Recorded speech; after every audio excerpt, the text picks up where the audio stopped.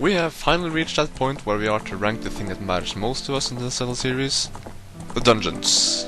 Ocarina of Time has, in my opinion, the best quality of dungeons in the series, and I'm happy to talk about the dungeons you either remember for how much you love them, or how much you hated them.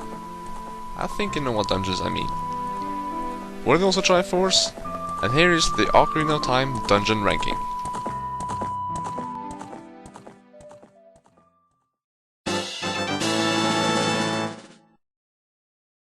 Nope, not the water temple. But something else that's annoying, plus that it's disgusting. Lord Jabu-Jabu's belly. You're inside a fish! While that is very unique, it's also something that I don't really want to go inside of. I mean, look at all this! How was Link even able to be in here? I do find it weird that you have to press switches to unlock what are supposed to be doors and stuff inside a fish. And especially that you find treasure chests with treasures inside. And even a map? Who made this map? My guess would be the most annoying thing inside this place. Princess Ruto. Now, come to think of it, who makes all the maps inside Zelda dungeons? I guess it's not only here then. Yeah. But this place is still the worst in Ocarina of Time. Carrying Ruto around to press switches to open doors so that you can fight some of the weirdest enemies in Ocarina of Time is not something we look at as fun and exciting. Sometimes you forget about her, and then you have to search for her again. Stupid Ruto! Oh. Huh. Well, I don't have anything left to say. It's just that this is a very annoying and disgusting dungeon.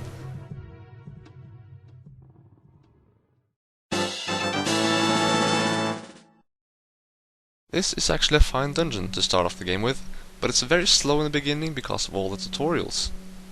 Finding the map, compass and slingshot was very easy, but it's from here the dungeon gets fun. The point where you leap off the top floor, down through the web in the middle of the bottom floor, was something to remember. The enemies you find here were something that you weren't used to see before, because this is the first Zelda game to be in 3D.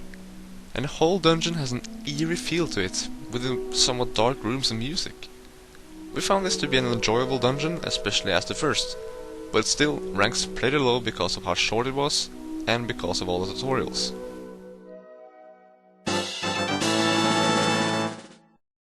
Many of you will agree, while some of you might think we're pushing down too hard on this one. Number 7 is the Water Temple. Everyone remembers this one, and probably not because of any good reason, except Dark Link of course. The Water Temple has always been hated by some people, like us, basically because of one simple reason. Water. We don't like water in video games. The role water has in this dungeon is that you very often have to walk at the bottom of it and raise and lower the water levels inside this place so you can reach different floors. There are 3 different levels, and you can only change it in one order, meaning that if the water is at the top level and you want it at the second, you have to go to 2 different places to play Zelda's Lullaby to get the water to reach the second level. And you really had to do that because you had to either be at the bottom of the water or at the surface. You couldn't really get anything done in the places between. There are also smaller rooms where you have to raise and lower the level of the water, and while this is the thing we've heard most people complain about, what we really hated was to constantly take the iron boots on and off. To do that, you have to go onto your pause menu, and you have to do it a lot. Fighting enemies underwater was annoying too. All your movements are slower, and the availability of your items were limited. But to give this place some credit, the use between the sword tunic and iron boots was good, as the boots kept you to the ground, while the tunic helped you breathe. The music and architecture was good too, but we have to keep it down for all the given reasons.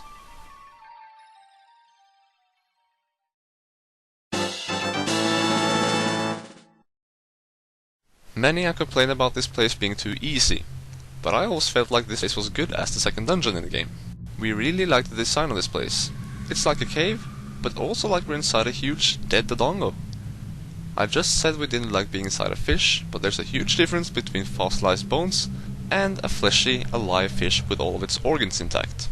Music helped this dungeon, making it more exciting and creepy too. The enemies were good, the use of bombs were great, and puzzles were getting better. We will remember this dungeon especially because of two things: the domino effect of bombs, and opening the Dodongo skull's mouth. Honestly, we found this dungeon to be a good one, at least for the second dungeon.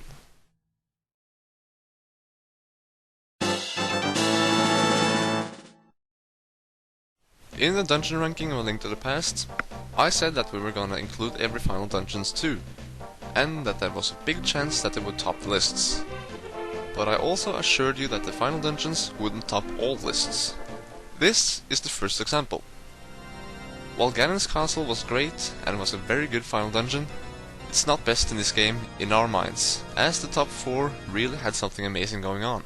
But let's talk about the good things about Ganon's castle. What we like to see in a final dungeon is some kind of mix of earlier bosses and or dungeons, with of course some new stuff. That's what this dungeon did. It took something from all the 5 temples in the game that you went through, in addition to something that was going to represent the light medallion.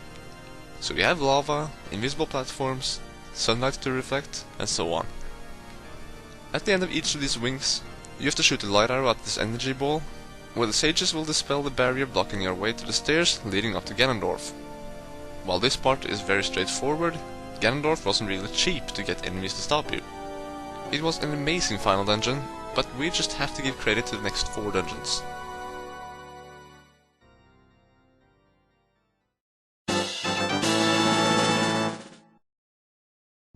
The Fire Temple has a very great design, where a lot of it looks like a volcanic cave, while a lot of the other places make it look like the temple it's supposed to be.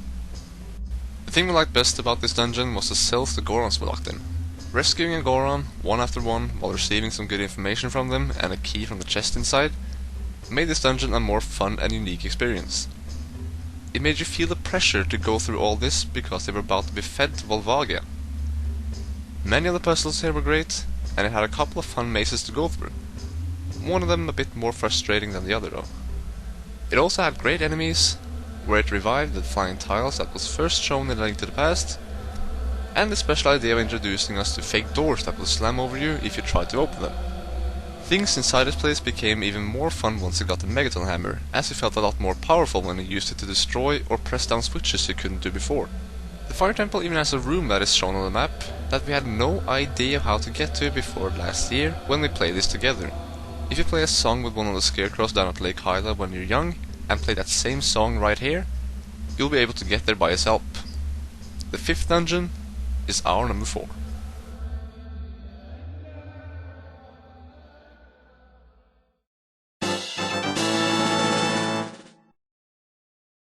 At number 3, we have one of my favorite dungeons ever, the Shadow Temple. I've already talked a lot about the likes of Dead Hand, Bottom of the Well, and Bongo, and well, this dungeon really houses all evil and scary creatures. The Shadow Temple was incredibly creepy and intense, and the whole dungeon and architecture inside this place gives me the chills. And not to mention the music. This place makes great use of the Lens of Truth and hover boots which you get inside. There are many invisible things like enemies and other things that could hurt you, and fake walls and floors and stuff. You should always use your hover boots, because if you suddenly walked at a fake floor, you would notice the boots hovering, and you might react quick enough to get on safe surface. The enemies were also great. Gibdos, Redeads, Wall and Floor Masters, Stalfos and everything. It all fits! And this flying ship?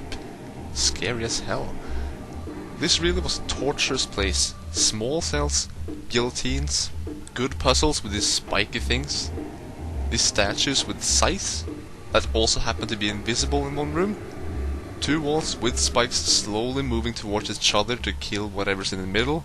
It's so sad we haven't seen a dungeon like this later in the series. There have been some dungeons with a certain scary touch to it, but nothing like the Shadow Temple. This place was insane, and truly was the House of the Dead.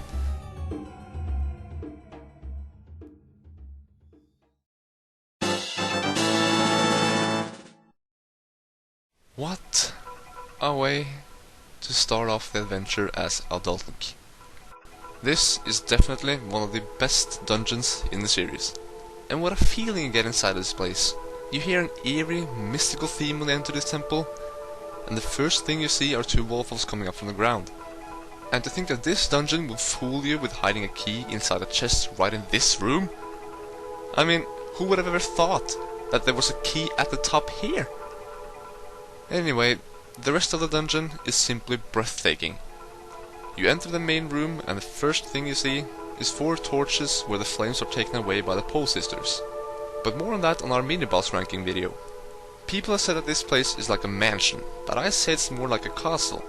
When you're outside in the courtyards and look upward at the brick walls, you can see that the structures are very similar to a typical castle from the Middle Ages. Now, no matter what it is, it looks really old and forgotten. There's a lot of vines and plants growing on the walls, and it looks kind of beautiful. But don't be fooled, because this place is filled with enemies and great puzzles. Draining water, pushing blocks, shooting arrows at all kinds of things, avoid being squashed by a dropping ceiling, and everybody remembers the twisted hallways. Even when you think you're going straight down to the boss, you have to move a circled wall for it to place a doorway to a switch and certain other things before you can find the way to the boss. This is such an exciting dungeon with an incredible atmosphere, and quite frankly, it's a really challenging dungeon. We could totally understand if you're 100% sure that this should be number 1. This and our number 1 dungeon were really close on beating each other, but we ended up with this being the second best.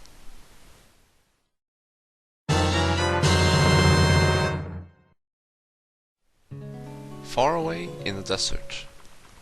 That's where you find our number 1 dungeon in Ocarina of Time. When you first learn the Requiem of Spirit, I hope I said that right, and enter the Spirit Temple, there is no way for you to go. So you read the huge tablets that you have to return as young Link, because you need the power of silver that you get back then. Not directly, of course. And so you have to put the Master Sword back, and have a meeting with Nabaru inside before you get sent further in to get the treasure for her. And so you're inside the Spirit Temple as young Link, and you do about half the dungeon in the past. What makes this a fun thing is that you're doing a man's work as a child, with limited use of items and such. Some of the puzzles were fun to do, even though they weren't that hard. But fighting against Iron Knuckle as young Link certainly was fun and challenging. While you're here as young Link, you can also access the main room, which you'll be doing more of as adult Link. And it is this room, along with the music, that really makes this dungeon the most believable temple in this game. The whole design and architecture of this dungeon is so beautiful, and it has an absolutely amazing atmosphere. When you get the treasure that turn out to be the silver gauntlets, you get to see a cutscene where the bosses of this dungeon are kidnapping Nabaru. 7 years later, she is still held captive by Twin Rova, and you're finally able to rescue her. With the silver gauntlets, you now have the power to move the huge block in the first room, and many other opportunities are ahead of you. Actually get another item inside this place, and that's the mirror shield, which will be used to reflect sunlight to solve puzzles. This dungeon has some very interesting enemies that are a puzzle themselves, or just an item away from dying, along with all the good puzzles and an incredible atmosphere. To end this dungeon, you have to melt the face of the goddess statue with the sunlight. Now that's a good way to end the dungeon, and a dungeon ranking.